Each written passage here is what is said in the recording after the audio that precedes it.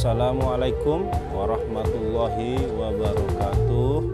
Tabi pun sahabat channel Eka Fendiaspara Minak Muari Sunini bertemu lagi dalam acara Cerita Sekala yang tayang sekarang setiap hari Senin jam 15.00. M. Harya Ramdhani, Perempuan Penunggang Harimau, terbit di tahun 2011. Novel ini harganya Rp80.000, ini belum ongkos kirim. Merah Delima Bang Ahmad 60.000, ini karya pun M. Harya Ramdhani juga. Kemudian ada Sihir Lelaki Gunung, ini harganya 70.000. Kemudian yang baru-baru ini adalah Kitab Pernong, 75.000. Semua buku-buku ini adalah karya dari Pun M. Harya Ramdhani dan bisa kalian pesan semua atau kalian beli di Homestay Piknik Liwa atau di Cikwo Cafe Liwa.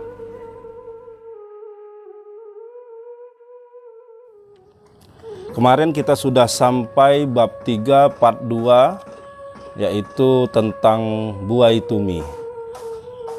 Oke, Minak Muari Sunini, sahabat channel Eka Fendiaspara, untuk tidak berlama-lama kita lanjut ke buai tumi part yang terakhir, yaitu part 3. Kemudian nanti kita akan lanjut ke bab selanjutnya.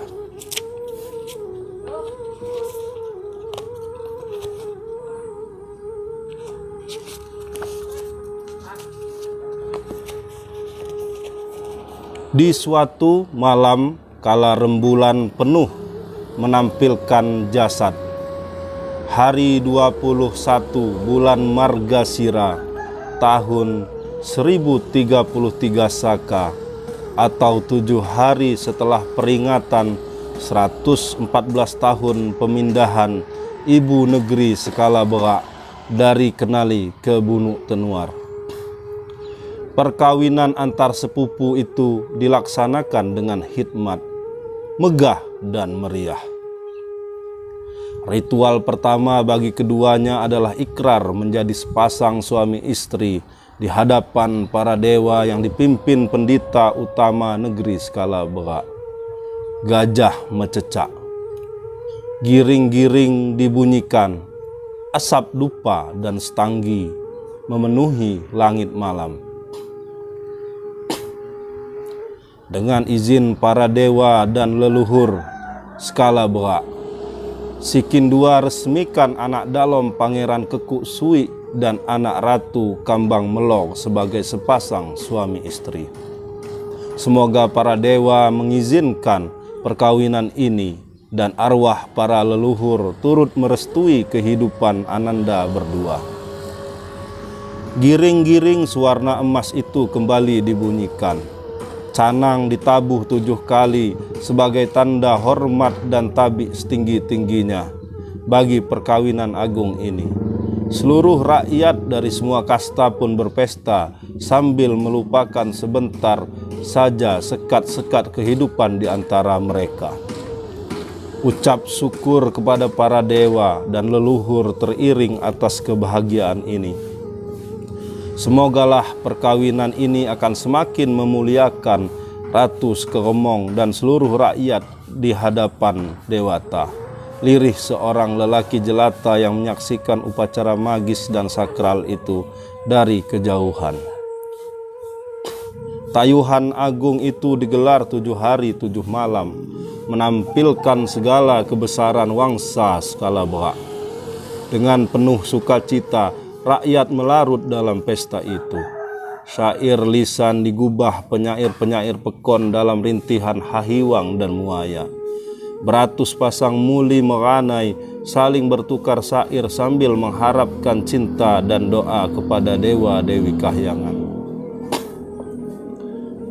Makanan beraneka rupa ditumpah bagi seluruh tetamu dan rakyat. Bermacam-macam makanan dihidangkan. Sate babi dengan ramuan lada dan arak, gulai kepala kerbau yang dikukus dengan air kelapa muda, ayam panggang dengan ramuan palawija, juga kucing hutan dipanggang dengan buluran cabai hijau dan cabai merah sebagai makanan kesukaan pun beliau Ratu Sekomong. Sementara umbul-umbul kerajaan berlambang melasa kepampang berkibar di setiap penjuru ibu negeri Bunuk Tenuar. Tungkus kebesaran yang dipasangkan pada kepala Kekuk Suwi melambangkan lingga dan kejantanan seorang lelaki. Baju suwarna darah bertanding dengan sinar rembulan menyiratkan keberanian dan jurai tak putus dari leluhur Saibatin. Lencana kebesaran Pangeran Skalabra bergambar harimau meriwayatkan persekutuan ribuan tahun antara para leluhur dan tentara harimau. Rambut pengantin perempuan berhiaskan beraneka bunga, harum rambutnya sewangi bunga 9 rupa. Di atasnya bertahta Sigo serupa rahim perawan. Saksikanlah betapa rangkaian emas dan permata memperelok mempelai perempuan. Seluruh kebesaran itu ditampilkan kepada seluruh penghuni tanah tinggi itu. Pengabaran kepada para dewa, manusia, leluhur dan lelembut penguasa puncak Gunung Pesagi. Maka tersenyumlah wahai seisi jagat, sambutlah sepasang pengantin ini, berikan tabik takzim kepada keduanya. Purnama naik melampaui Gunung Pesagi, sinarnya menerangi seluruh bumi Skalabra. Tayuhan agung mengabarkan segala hal yang belum terkabar, tentang perkawinan terpaksa, tentang hati nurani yang tertindas, atau tentang cinta suci yang diputus demi pemurnian wangsa. Malam ini rakyat yang menunggu arak-arakan kedua mempelai menyaksikan raja dan ratu mereka dengan lebih jelas. Kekuk Suwi yang berperawakan tinggi besar, berhidung sedang dan bermata bulat, bersanding dengan Kambang Melor yang bertubuh mungil dan ramping. Hidung mempelai perempuan lebih mancung dari hidung suaminya. Kedua bola matanya yang sipit seperti mata kucing tidak mengurangi kecantikan dan perbawanya. Mempelai lelaki berumur 19 tahun dan mempelai perempuan berumur 17 tahun. Sepasang sepupu itu ditandu mengelilingi ibu negeri Bunuk Tenuar. Salam sejahtera untuk pun beliau Pangeran Kekuk Suwi dan Ratu Kambang Melor. Semoga Dewata segera menganugerahkan penerus wangsa Skalabra kepada beliau berdua. Berbahagialah raja dan ratu kami, teriak para jelata sambil melambaikan tangan kepada kedua mempelai. Kambang Melor membalas sorak-sorak itu dengan senyum sukacita dan berkali-kali mengangguk mantap. Ia menebarkan seluruh pesona dan sukacita yang tersembunyi dalam dirinya. Hari yang dinanti tiba jua di pelupuk mata. Saat-saat terindah yang dirindukannya datang tanpa permisi. Ia bahagia menyambut kedatangan sang takdir. Di sampingnya Kekuk Suwi mematung tanpa ekspresi. Tiada senyum dan kegembiraan ditampakkan. Pesona dan wibawanya redup bersama tibanya hari perkawinan ini. Keagungan sebagai penerus Skalabra telah dirampas paksa.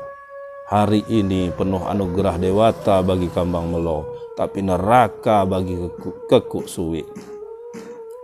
Ia terbelenggu dalam rencana besar ibunya, terpenjara dalam angan-angan besar memurnikan wangsa Lalaula. Ia adalah korban kesekian ratus kali seperti halnya sang ibu yang dijodohkan dengan sepupunya sendiri. Kekuk Suwi merasa ia bukanlah korban terakhir, tetapi korban paling menyakitkan karena harus pula mengorbankan jiwa kekasihnya sendiri. Perayaan itu berlangsung hikmat dan meriah, memenuhi negeri Skalabra dengan cita-cita akan akan penghidupan yang lebih baik. Berkejaban bagai ratus lampu damar yang menerangi lamban dalam Bunuk Tenuar. Kegembiraan yang disambut seluruh negeri, tua, muda, kanak-kanak, lelaki dan perempuan, Brahmana, Satria, Sudra, bahkan Paria bersatu dalam tayuhan agung itu. Perbedaan kasta dan kekayaan lenyap untuk sementara, melebur bersama sukacita mempelai perempuan dan duka cita mempelai lelaki. Arak-arakan tiba kembali di lamban dalam Bunuk Tenuar. Ratusan prajurit pengawal mengikuti dari belakang, pun beliau Ratu Sekoromong bersama Riang Limang, saudara tiri yang kini telah menjadi besannya, menyambut kedua mempelai di tangga lamban dalam. Tandu diturunkan perlahan, kedua mempelai disambut oleh pemapah dalam segala berak dan istrinya. Mereka berdua menjalani ritual lapah di lapah Saibatin. Berjalan di atas talam yang terbuat dari emas belaka. Mempelai lelaki berjalan terlebih dahulu, mempelai perempuan mengikuti proses itu dari belakang. Ritual purba yang melambangkan Saibatin sebagai titisan dewa tak dibenarkan berjalan di atas tanah kotor dan hitam.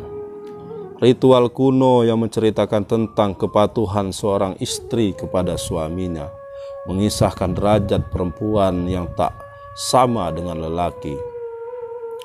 Ritual itu juga meriwayatkan betapa asal mula para Saibatin berasal dari Kahyangan. Wangsa skala berak adalah wangsa pilihan, raja terpilih, ratu pilihan.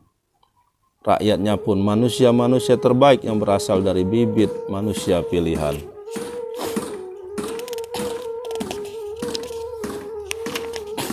Pendeknya, kebesaran dan kemuliaan hanya milik mereka, seperti halnya kasih Dewata Agung hanya teruntuk pemilik dataran tinggi ini. Kasih sayang Dewata yang tak boleh dibagi kepada makhluk lain selain Saibatin. Malam jatuh di atas Bunuk Tenuar, selimuti wilayah pegunungan itu dengan udara dingin dan kabut pekat yang datang beriringan. Bintang-bintang di langit malam gemerlap bersaingan dengan cahaya Dewi Bulan. Malam merangkak semakin jauh, menepis segala awan dan gundah gulana yang merangkumi sepasang pengantin baru. Kegelisahan untuk segera mengakhiri malam ini dengan cepat, selekas suka dan duka yang muncul bergantian. Malam ini lebih dingin dibanding malam-malam sebelumnya. Bulan bersinar tanpa lawan, kemana larinya arakan awan diperalihkan senja tadi. Kabut pun lebih pekat berbanding biasanya, berkata seorang prajurit jaga kepada rekannya. Ini malam pertama bagi pun beliau pangeran dan ratu bulan yang terang bulan yang terang benderang tanpa awan, pertanda restu Dewata bagi keduanya, mengantar beliau berdua menuju manisnya malam pengantin. Aku jadi teringat masa-masa pengantin baru dengan istriku, bual rekannya. Dengan istrimu atau dengan gundikmu? Canda para prajurit pertama kepada rekannya. Tentu saja dengan istriku, bodoh. Aku tak punya gundik. Bukankah engkau sendiri yang memiliki 3 orang gundik? Sangkal prajurit kedua. Engkau selalu menampakkan diri sebagai prajurit yang bersih dari perbuatan asusila. Bagaimana dengan perempuan budak yang kau culik dari Bahuai? Sepertinya ia lebih cantik dari istrimu. Prajurit pertama tak mau kalah. Ya, aku jadikan babu membantu pekerjaan istriku di rumah dan bukan sebagai gundik, tegas prajurit kedua. Benar sebagai babu kalau istrimu sedang di rumah, tetapi bila istrimu pergi berdagang ke pasar, perempuan itu beralih peran jadi gundikmu. Hehehe, prajurit pertama tertawa mengejek. Kurang ajar, kau menuduhku berbuat tak senonoh, balas prajurit kedua. Disebab tak sanggup menahan emosi, prajurit kedua memukul prajurit pertama yang dipukul mengelak dan menangkis dengan serangan tiba-tiba itu. Memang kalian berdua tak pantas disebut prajurit. Kelakuan kalian seperti babi yang berebut makanan, hardik sebuah suara. Hampir saja terjadi perkelahian jika tidak dilerai pemimpin kesatuan pengawal kediaman putra mahkota Kekuk Suwi. Ia sejak tadi memperhatikan tingkah laku kedua prajurit bawahannya itu dari kejauhan. Ampun Raden Cupak Pegagahang, hantat yang mulai permasalahan ini. Ia memfitnah si Kindua, berbuat sesuatu yang melanggar aturan para dewa. Si Kindua hanya membela diri, kata prajurit kedua. Prajurit pertama hentak diam ketakutan. Tak peduli siapapun yang bersalah, tingkah laku kalian tak ubahnya seperti babi dan bukan manusia, bentak Cupak Pegagahang. Tugas kalian adalah menjaga kediaman pun beliau Pangeran Kekuk Suwi. Tingkah laku kalian yang seperti babi kelaparan merusak kesaduan malam pertama pun beliau dan ratu. Usai memaki kedua prajurit tersebut, Cupak Pegagahang pergi meninggalkan keduanya yang tengah berdiri ketakutan. Sementara itu, sebuah upacara untuk mengawali malam pengantin telah disiapkan di dalam lamban Dalom putra mahkota Kekuk Suwi. Pendeta utama negeri memimpin ritual ini dengan khusyuk. Giring-giring dibunyikan, diikuti bunyi canang ditabuh 9 kali. Napas Kambang Melo terdengar memburu saat pendeta utama negeri memercikkan kepalanya dengan bunga 9 rupa. Itulah pertanda sebentar lagi keperawanannya akan dipersembahkan kepada suami tercinta. Ia bayangkan percintaan yang akan terasa legit dan mendebarkan. Perjumpaan suci Lingga dan Yoni dalam hubungan badaniah yang direstui para dewa. Memikirkan hal itu, wajahnya merona merah, diterpa cahaya damar yang damar berpendar-pendar. Ronanya bertanding dengan cahaya rembulan. Hayalannya buyar manakala pendeta utama negeri memerintahkan membasuh kaki Kekuk Suwi dengan air bunga 9 rupa.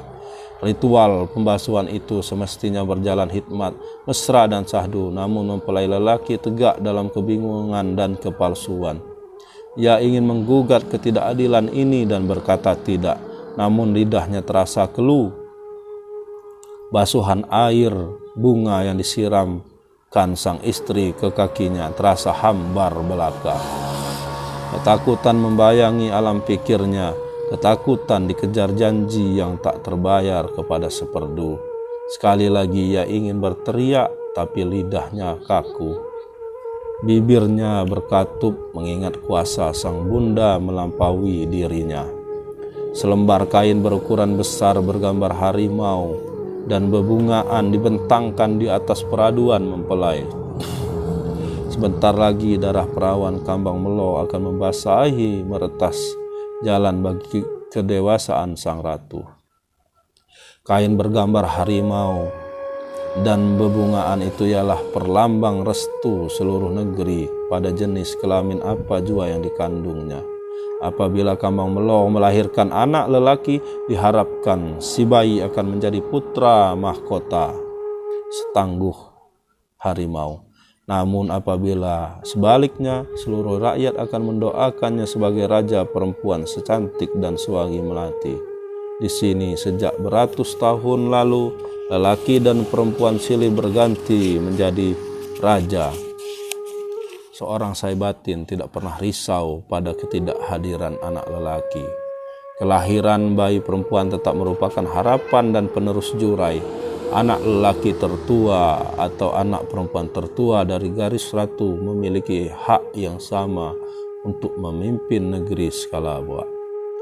Seperti kini Sekeromong telah membuktikan kepiawaiannya sebagai penegak dan penerus jurai ayahandanya. Pun beliau Pangeran Muncak Bawok, anak dalam Pangeran Kekuk Suwi bersama kasih dan restu para dewa, tuntunlah anak ratu Kambang Melo dalam hubungan badani yang suci ini. Persembahkanlah keturunan terbaik penerus wangsa Skalabwa, berkata pendeta utama negeri seraya memohon pamit kepada kedua mempelai. kepergian pendeta utama negeri meninggalkan kesunyian. Harum bunga 9 rupa dan sisa pembakaran sesaji masih tercium di langit kamar. Baunya bertarung melawan udara dingin yang menyelimuti bunuk tenuar. Satu tabuh canang telah berbunyi, tanpa suara, tanpa dengus napas terdengar. Kedua mempelai tengah dibekap alam pikir sendiri. Di sudut ranjang kayu berukir elang, kambang melor menunggu beralih malam dengan hati berdebar. Ia sabar menanti malam penjamahan, saat-saat terindah ketika seorang lelaki mendaki Gemunung Ranum dan menjelajahi lembah purba miliknya dengan sepenuh hati, mempersembahkan percintaan tak bertara bagi dirinya. Di pinggir ranjang pengantin, Kekuk Suwi dihantui bayang-bayang seperdu yang timbul tenggelam menghantuinya. Sosok itu merusak ketentraman hidupnya. Suara leher yang dipatahkan tiba-tiba menalu-nalu gendang telinganya. Sepasang mata indah berkelojotan, otot tercerai dan teriakan memohon ampun memapahnya menuju dosa abadi tidak terbayar. Ia ingin senyum seperdu. Ia ingat senyum seperdu. Ia ingat betapa cemerlangnya wajah perempuan terindah di tanah ini. Ia ingat begitu merdu suara seperdu, bagai gemercik air mengalir dari sisa tempias hujan.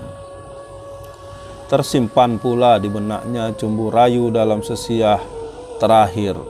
Rayuannya akan mendudukkan seperdu di singgasana permaisuri, atau ajakan sebambangan yang terlontar dari balik kelambu. Kini semua itu adalah sekumpulan iblis yang sedia menghantuinya.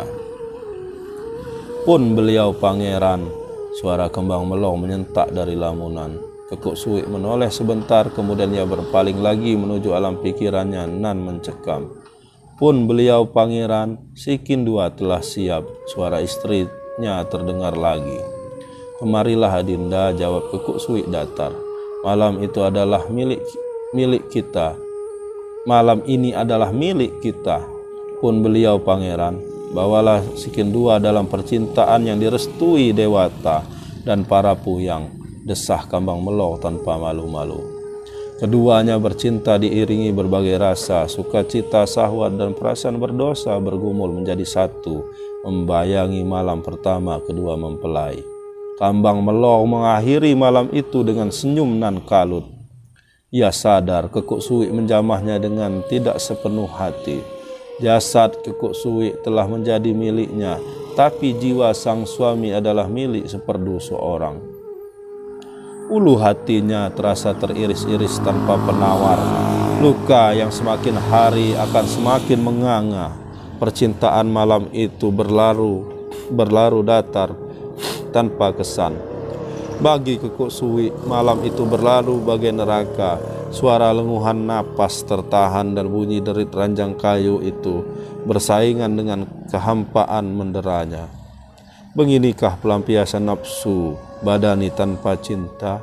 Nikmat namun pedih tak terkira, Kekuk Suwi membatin. Malam pengantin berakhir begitu saja, tanpa peluk dan cumbu sepenuh cinta. Menjelang fajar, kembang melor terbangun oleh suara igawan suaminya. Seperdu, seperdu, maafkan punmu seperdu, igau Kekuk Suwi. Pun beliau, kambang melor menyentak pundak suaminya. Pun beliau mengigau, bisik kambang melor. Kekuk Suwi masih meracau menyebut nama seperdu. Mendengar igawan suaminya, kambang melor coba menguatkan hati. Namun tangisnya tersedak tidak tertahan lagi. Igawan sang suami membuatnya semakin terasing. Jiwa Kekuk Suwi tidak akan pernah menjadi miliknya. Ia tahu hal itu akan membebani dirinya sepanjang hayat. Musuh abadi yang akan selalu menantang kebesarannya sebagai seorang permaisuri. Lampu damar redup menghilangkan jejak air mata yang gugur. perlahan. Terima kasih. Itu tadi bab ketiga, part ketiga. Kita akan lanjut di hari Senin selanjutnya. Mudah-mudahan tidak ada halangan. Itu ke bab 4, yaitu awan mendung di atas Hau Kunjang. Terima kasih teman-teman yang selalu menyimak cerita Sekala. Mudah-mudahan ini bermanfaat bagi saya dan kita semua, agar menjadi pengetahuan tentang skala berak. Walaupun ini cerita novel fiksi, tetapi ini didasarkan dari sejarah skala berak kuno. Terima kasih. Assalamualaikum warahmatullahi wabarakatuh. Tabi'un. Jangan lupa subscribe YouTube Eka Pendi Aspara ya guys.